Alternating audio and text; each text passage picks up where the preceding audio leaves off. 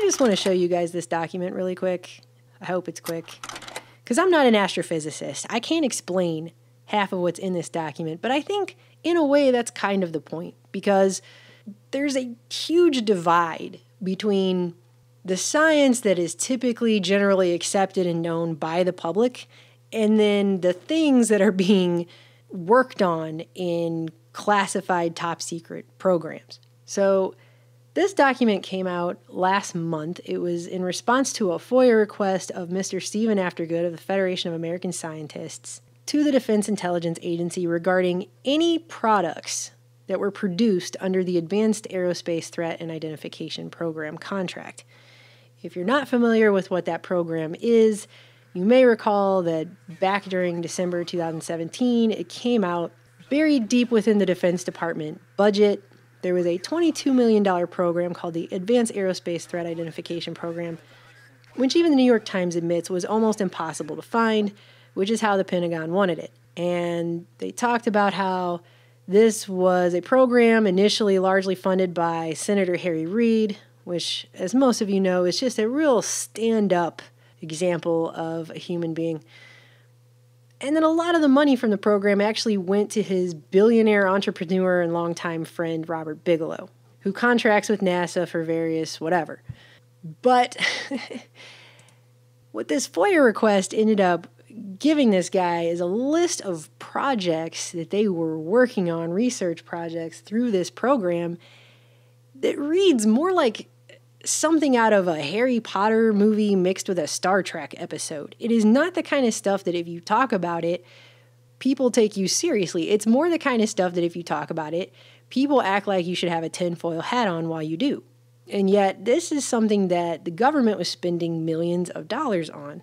And obviously, I don't have the requisite scientific background to explain to you every implication of what these projects could mean. But I think just the titles alone are pretty informational. So they gave him this document, which was actually a letter that was sent out to Senator John McCain and Senator Jack Reed. It talks about how there are 38 reports associated with the DIA's involvement in the program, which just that phrase alone makes me think there should be more FOIA requests to other agencies, since obviously it just infers that there may be other agencies involved in this program and that it went further. And it says all are unclassified or for official use only, except for Attachment 37, which is a secret, no foreign version of Attachment 38, state-of-the-art and evolution of high-energy laser weapons. This is what I'm talking about. This is a very interesting document. So let's just get right to this, okay? So you have inertial electrostatic confinement fusion, advanced nuclear propulsion for manned deep space missions, pulsed high-powered microwave technology. Do you see what I'm starting to say here? Okay? Space access by a company called Hypertech. Advanced space propulsion based on vacuum space-time metric engineering by Dr. Hal Puthoff of EarthTech International. And I just want to point out, in case that name rings a bell, it's because, as you might recall, he was funded through the Defense Intelligence Agency and the CIA to do parapsychology research at SRI, the Stanford Research Institute, back in the 70s and 80s, where he eventually became director of something called Operation Stargate. And not to get off on a whole tangent about that, but I do not personally believe, through all the research that I've done, that the public has ever been made fully aware of what that project actually was about. I think the movie Men Who Stare at Goats, which was supposedly made based on that project, basically makes a lighthearted romp out of something that was much more serious with much bigger implications than what that movie even remotely skimmed the surface of. And so I'll just leave it at that. Then you have biosensors and biomems. And I didn't know what a biomem was. I had to look that one up. But it stands for biomedical or biological microelectromechanical systems. And here's a handy-dandy Venn diagram of what that looks like. So you have everything from microneedles to implantable microelectrodes to organ on a chip, which sounds super fun, miniaturized biosensors and microreactors. So, yeah. So just know about that. Then you start getting into Harry Potter territory with invisibility cloaking, which is something that, I mean, it's come out before that they've been working on that for a really long time. The military has seen the so-called quantum stealth technology. It works by bending the light around an object. But it still sounds like a Harry Potter movie, just to say the phrase invisibility cloaking. But it gets better because then you have traversable wormholes, Stargates, and negative energy by a guy who also works for Earth Tech International, presumably with Dr. Hal Puthoff. So when people talk about stuff like that, and then everyone else makes jokes at their expense because it sounds like a Star Trek episode, like I said, well, here's a $22 million Pentagon program working on that exact research. And this, by the way, is from, like, that program was supposedly shuttered in 2012. So this is stuff that is at least over half a decade old, if not older.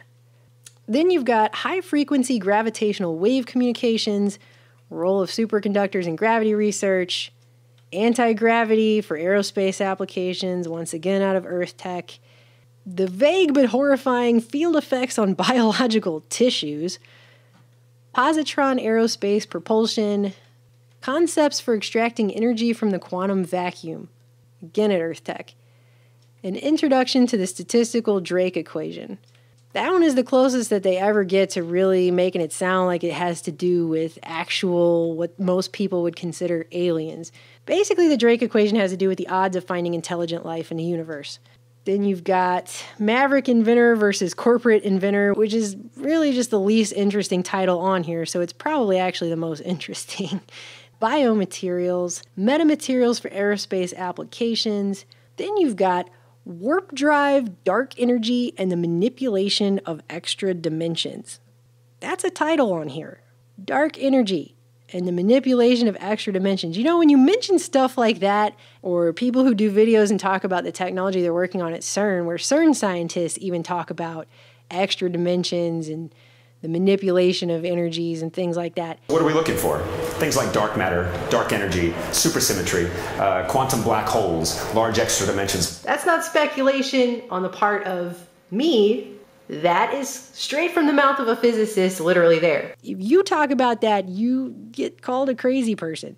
Here it is, in a declassified government document, that they were obviously spending money to work on those concepts. Technological approaches to controlling external devices in the absence of limb-operated interfaces, materials for advanced aerospace platforms, metallic glasses, aerospace applications of programmable matter, metallic spintronics, space communication implications of quantum entanglement and non-locality, aneutronic fusion propulsion from Lockheed Martin, cockpits in the era of breakthrough flight, or how about this, cognitive limits on simultaneous control of multiple unmanned spacecraft. It's pretty obvious to at least infer from that one what they're talking about is being able to control UAVs with your mind, and I guess how many can you control at one time? Detection and high-resolution tracking of vehicles at hypersonic velocities, aneutronic fusion propulsion too, laser light craft nanosatellites, magnetohydrodynamics, air-breathing propulsion, and power for aerospace applications, also by Lockheed Martin, quantum computing and utilizing organic molecules and automation technology, quantum tomography of negative energy states in the vacuum, ultracapacitors as energy and power storage devices. I mean, a lot of these titles just sound like Doc Brown and Marty McFly are going to get in the DeLorean and go back in time. Again, just the fact that they're spending millions of dollars on it should tell you something. Negative mass propulsion, and then, as I mentioned earlier, the last two have to do with the state-of-the-art and evolution of high-energy laser weapons, the kind which, if you talk about, again, someone asks you where your tinfoil hat is. Obviously, it's something they've not only been working on, but there's a version of the paper that was at one time classified secret, no foreign, which is your second to highest level of classification that exists that we know of. I feel like what these titles tell me is that the technocracy has progressed scientifically way beyond not just the 5 sense reality they want the majority of everyone to spend all of their time focused on under a spiritually dead scientific dictatorship, but the scientific dictatorship has progressed beyond the point of attempting to conquer the neuron and the genome, which is the physical fabric of you and I, to the point of manipulating the very fabric of space-time itself on apparently all levels. And not just the quote-unquote outer space that everyone thinks of is distant and far, far away, but all of space, which is technically everything that's around us all the time, which is an important distinction because I don't think a lot of people think of space that way when they think of space. It really is all the dimensions around you at any given time. The air in front of your face is space. So we're talking about dimensions now that transcend what you can perceive in your five senses. This is the level that this kind of science is at. Serious question for you. I don't know if you ever saw Stranger Things. Have you guys paid attention to this? On the show, they have a Department of Energy, and they spend a lot of time investigating a parallel universe. What can you tell us about that? I can tell you, first of all, that I've never seen it. Secondly, I believe this fictional DOE laboratory was operating in the 1980s. You can draw whatever inference you wish from that. Let me share with you a vision of the future which offers hope. Third, I will note that actually we do work in parallel universes. We do work in parallel universes. Well, actually, this is the level this kind of science was apparently at years ago. And I'm assuming if they put this in the public domain, it's because this is old hat. And they don't really care if people know. Plus, they're probably banking on the fact, as I've said before, that most people aren't going to know what half of this stuff means anyways, or the different ways in which it could be used and applied.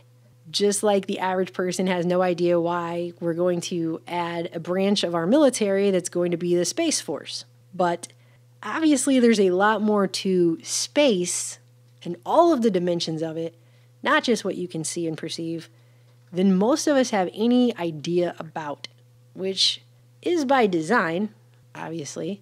So I just wanted to show you that this document exists. Because it's not a throwaway Star Trek episode. It's actually a real declassified document coming out of our Defense Intelligence Agency. And if that's the stuff they were working on over half a decade ago, then take a guess on what they might be working on now.